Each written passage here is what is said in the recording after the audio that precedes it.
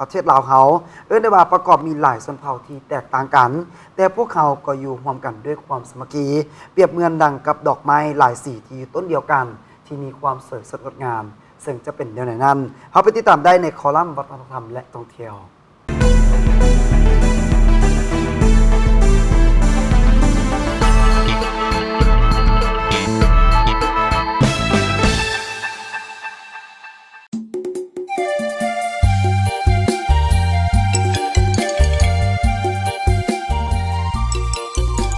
สปป.ลาวถือว่าเป็นประเทศหนึ่งอยู่ในโลกที่มีความหลากหลายทางด้านชนเผ่าโดยอาศัยอยู่ร่วมกันซึ่งแต่ละชนเผ่ามีวัฒนธรรม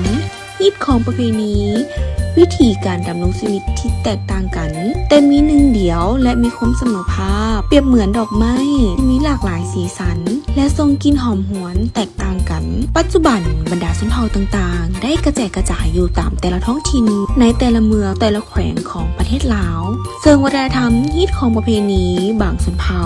ได้ถูกหลงลืมปล่อยปละละเลยหรือถูกปรับปรุงเสื่อมโยงให้เข้ากับยุคสมัยแต่ก็มีวัฒนธรรมฮิตของประเพณีบางชนเผ่าที่ได้ถูกเก็บรักษาไว้เป็นอย่างดี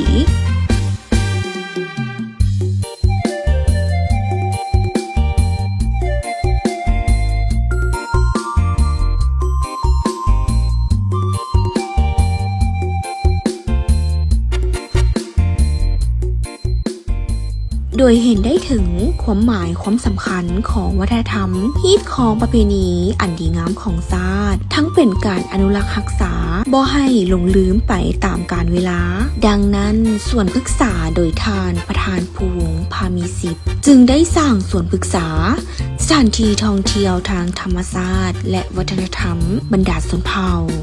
โดยเฉพาะทางด้านวัฒนธรรม